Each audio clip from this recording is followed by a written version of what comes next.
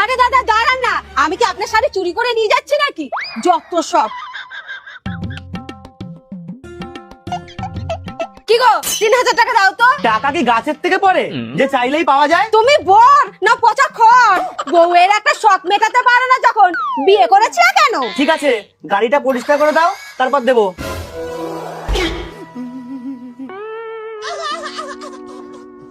দিদি আমার টাকাটা। এই দাঁড়ান তো, আপনারই তো টাকার ব্যবস্থা করছি।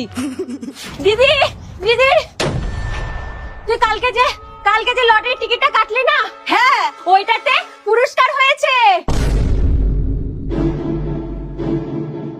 ব্যাস, এতদিন ধরে এই দিনটারই তো অপেক্ষায় ছিলাম যে আমি কবে কোটিপতি হব। দিন রাত এই লোকটার থেকে ভিক্ষা চেয়ে আমি একটা সভ্য ভিখারি হয়ে গেছিলাম, কিন্তু আর না, আমি এখন এই কত টাকা পেয়েছি?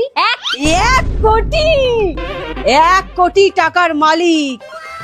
দিদি এই শাড়িগুলো বেশ ভালো। হ্যাঁ হ্যাঁ, সব দিয়ে যান। আরে বেশি অহংকার করা ভালো না, আমার কথা শোন। তাহলে তোমার আর 3000 টাকার দরকার নেই। আরে রাখো তোমার 3000 টাকা। 1 কোটি টাকা কখনো চোখে দেখেছো? জানো একের পেছনে কটা শূন্য হয়? তুমি জানো? আমি শিখে নেব।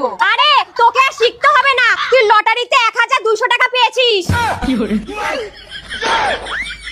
এই নে।